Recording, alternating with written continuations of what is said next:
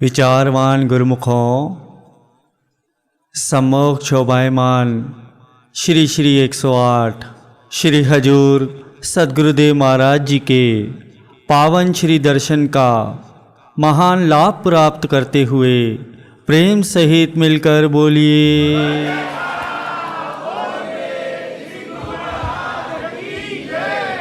आज हमारे हृदय सम्राट श्री श्री 108 श्री परमहंस सतगुरुदेव दाता दयाल जी श्री पंचम पातशाही गुरु महाराज जी के शुभ रास तिलक दिवस आनंद महोत्सव को हम सभी गुरुमुखों ने सुबह पावन स्थान श्री परमहंस अवधेत मंदिर में, फिर विशेष रूप से श्री आनंद शांति कुंज में श्री हजूर सद्गुरुदेव महाराज जी के पावन सानिध्य में पूर्ण हर्षोल्लास के साथ मनाया और अब परम पावन श्री दर्शन दीदार करते हुए इस सत्संग भवन में भी मना रहे हैं।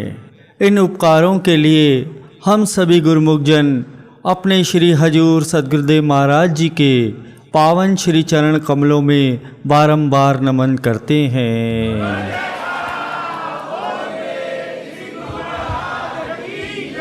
और इस दुर्लभ संयोग की आप सभी गुरुमुखों को लाखों लाख बधाई हो।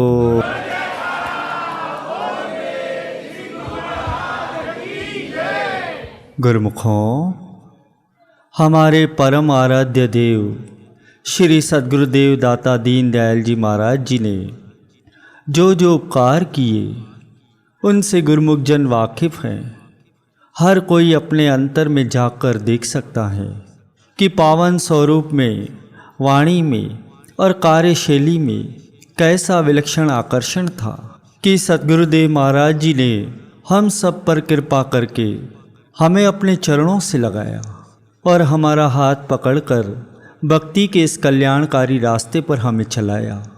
गुरुमुखजन तो जानते ही हैं कि श्री सद्गुरुदेव महाराज जी के पावन दर्शनों में, वाणी में एक अनूठा अपनापन था।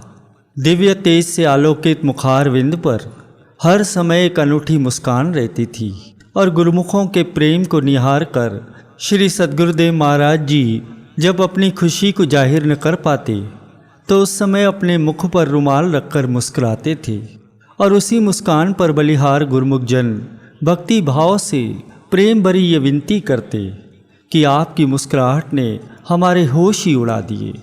जब हम होश में आने लगे आप फिर से मुस्कुरा दिए।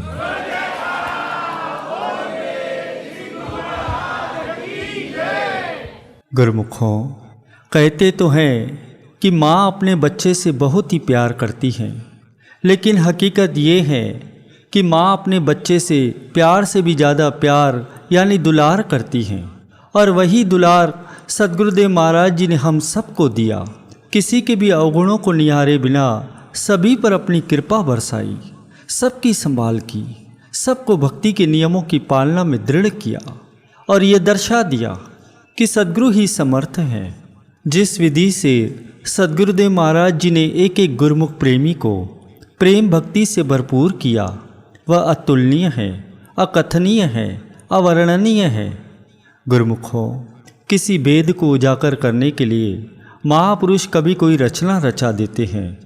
एक बार श्री प्रयागधाम में एक महात्मा जी ने सत्संग में इस तरह से वर्णन किया कि आग लगी आकाश में, जर्जर पड़त अंगार, श्री परमहंस न होते जगत में तो जल मरता संसार।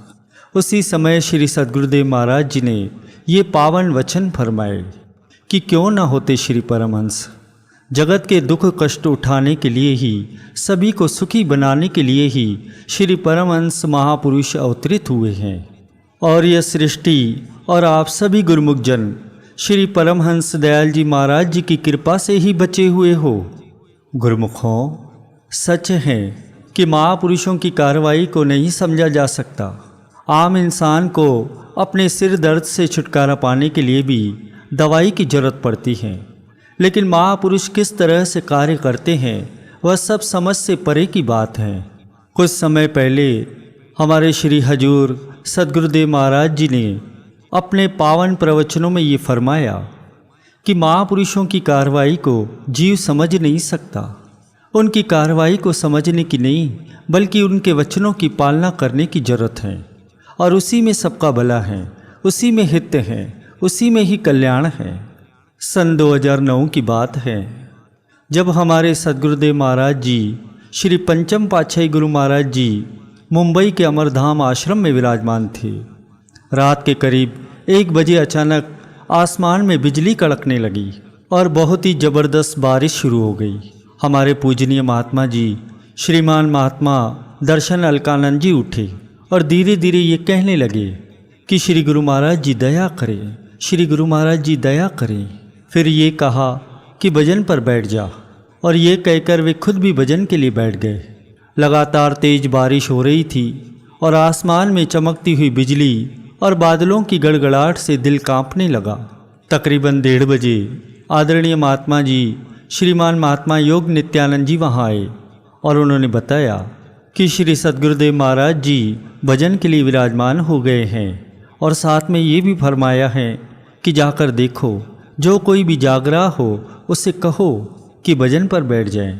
करीब 2:10 पर बिजली कड़कनी बंद हो गई और करीब 2:30 बजे बारिश भी रुक गई। तो कहने का भाव ये है कि महापुरुषों की कार्रवाई को समझा नहीं जा सकता, बल्कि उनकी हर कार्रवाई में भक्ति की, नाम सिमरन की ही प्रेरणा मिलती है। इसलिए उनके वचनों की पालना करने की जरूरत है। अब वही महाप्रभु श्री हजूर सद्गुरुदेव महाराज जी के पावन स्वरूप में सम्मुख शोभायमान सबकी संभाल कर रहे हैं और सभी को अपने शुभ आशीर्वादों से निहाल कर रहे हैं।